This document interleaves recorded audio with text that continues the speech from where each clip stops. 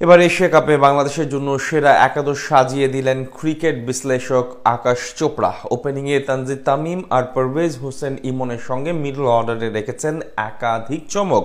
Pace বোলারদের নিয়ে সহজ সমাধান দিলেন এই সাবেক তারকা। সাথে টুর্নামেন্টে টাইগারদের সম্ভাবনা নিয়ে কথা বলেছেন তিনি।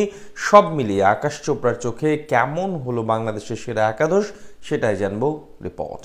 হংকং ও আফগানিস্তানের ম্যাচ দিয়ে পর্দা উঠেছে 17তম টি-20 এশিয়া কাপের। তবে বাংলাদেশের আনুষ্ঠানিক যাত্রা শুরু হবে বৃহস্পতিবার। এই ম্যাচ দিয়ে দীর্ঘদিন পর পঞ্চপাণ্ডবকে ছাড়া কোনো টুর্নামেন্ট খেলতে নামবে লিটন বাহিনী। তবে টাইগারদের বর্তমান স্কোয়াডে আছেন একাধিক তারকা ক্রিকেটার, যারা সম্মিলিতভাবে ভালো করলে শিরোপা জয়ের মিশনে বহুদূর আগাতে পারবে লাল সবুজ প্রতিনিধিরা। তার আগে অবশ্য ভক্তদের মনে প্রশ্ন জেগেছে, প্রথম ম্যাচে কেমন হতে পারে বাংলাদেশের সেরা একাদশ। এবার সেই কাজটা আরো বেশি সহজ করে দিলেন আলোচিত ক্রিকেট ধারাভাষ্যকার ও বিশ্লেষক আকাশ চোপড়া। ম্যাচের একদিন আগে টাইগারদের সেরা একাদশ সাজিয়ে দিলেন তিনি।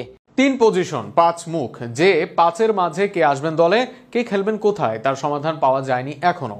সোহান, সাইফ, হৃদয়, শামীমদের নিয়ে সন্দেহ ছিল। জাকের আলী অনেক খেললেও কোথায় খেলবেন তিনি।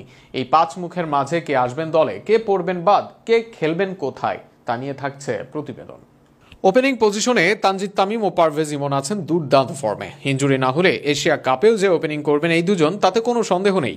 নাম্বার 3-এ দলের আস্থার নাম অধিনায়ক লিটন কুমার দাস, যার ব্যাটেও এদানিন আসছে রানের ফোয়ারা। লোয়ার অর্ডারে খেলবেন মাহেদী, রিশাদদের মতো স্পিন বোলিং অলরাউন্ডাররা। এরপর দলে আসবেন দলের পেসাররা।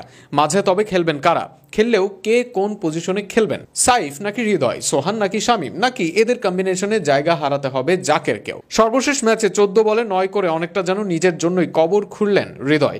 কেননা ব্যাটে বলে সর্বশেষ সিরিজে কার্যকারিতা দেখিয়েছেন সাইফ। 180 স্ট্রাইক রেটে 48 রানের সঙ্গে আছে কয়েক উইকেট। ষষ্ঠ বোলারের সঙ্গে স্পিনে ভালো হ্যান্ডেলের ক্ষমতা এশিয়া কাপে সাইফকে এগিয়ে রাখেন অনেকে। অপরদিকে সোহান সর্বশেষ ম্যাচে সুযোগ পেয়ে ছোট্ট ক্যামিও করেছেন।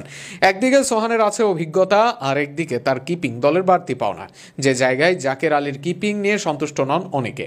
আবার দলে ষষ্ঠ বোলিং অপশন হিসেবে